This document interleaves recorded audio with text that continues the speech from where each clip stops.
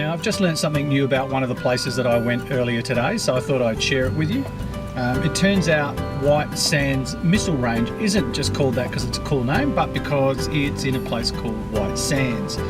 And that place called White Sands isn't just called that because it's a cool name either, but because there's lots of white sand there. Now, I didn't actually have time to go there. I did go to the visitors centre in nearby Alamogordo when I was looking for the Big Pistachio, the world's biggest one in fact. When it comes to big things that you need to see when you're in America, you'd be nuts to miss this one. Sorry, couldn't resist. It's the Big Pistachio nut. And it is really big. And what they did do was give me this little sample of white sand from White Sands.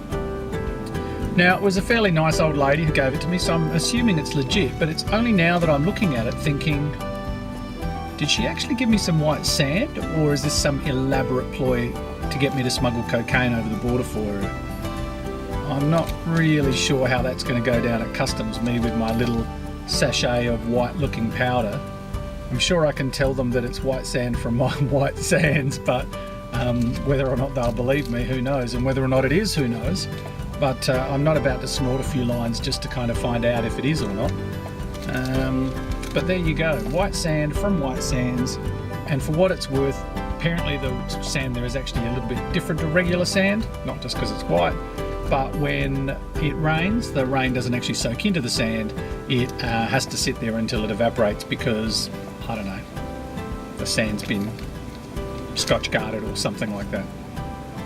So there you go, now you know as much about White Sands as I do.